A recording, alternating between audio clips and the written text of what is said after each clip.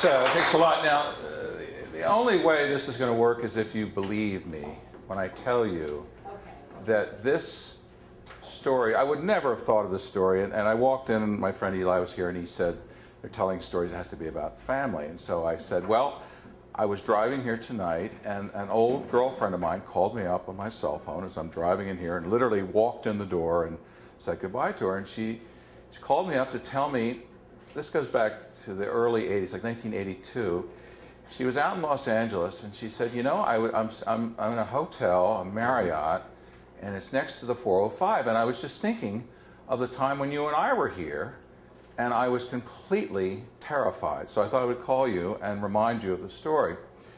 And the story involves my brother and I and her, and he was living in Los Angeles. I was out there visiting with her. She and I were on she had worked as a television reporter at one of the TV stations in Philadelphia, had quit her job and was now touring the country. And I met her in, I think, Albuquerque, flew and met her in Albuquerque, and we went to see the Grand Canyon, went to LA. And so when you're in LA, you do all the things you do in LA, like go to Disneyland and all those things. And so we had done that, and my brother Jimmy was a musician, and he was friendly with a woman who was a booker on the Johnny Carson show.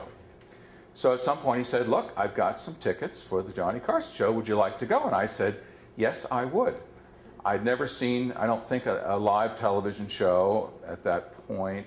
And I was fascinated with Johnny Carson and how they did this show. And, you know, it was a fantastically, or cheese-tastic kind of show. It always was. And I wanted to see it. So he gets the tickets, and I'm thinking, this is going to be great. This is going to be the high point of my trip, I think. I mean, Disneyland was great, don't get me wrong. I grew up watching the Disney show, and Uncle Walt, if anybody ever saw that, he would tell you about, you know, the Enchanted Forest, or, no, that's wrong.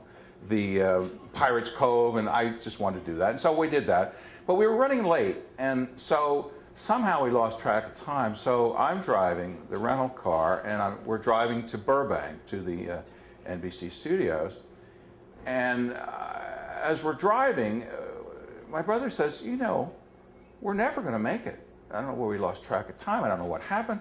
He said, there's just no way we're going to make it. And I'm thinking, I want to see the Johnny Carson show live with my own eyes. You know, so we have to make it. And he said, well, we can't. There's no way. And you know, it's physically impossible. Here's how many miles it is.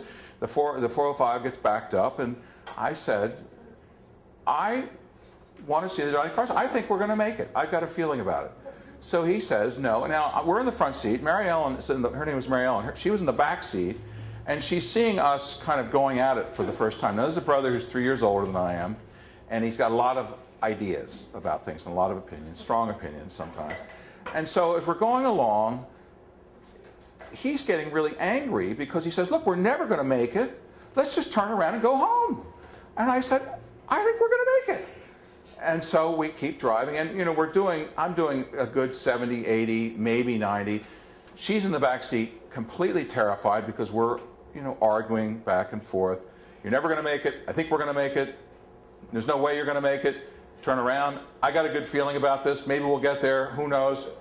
Anyway, so that goes on. She's petrified, thinking that she's going to be killed, I'm sure. So anyway, we get to the NBC studios.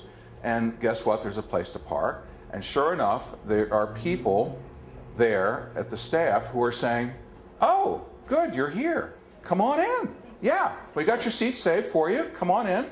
And so they hustle us to the front. Ed McMahon is he's doing the warm-up, and he's telling his last cheesy joke. And then it's like, here's Johnny, and I got to see the Johnny Carson show live.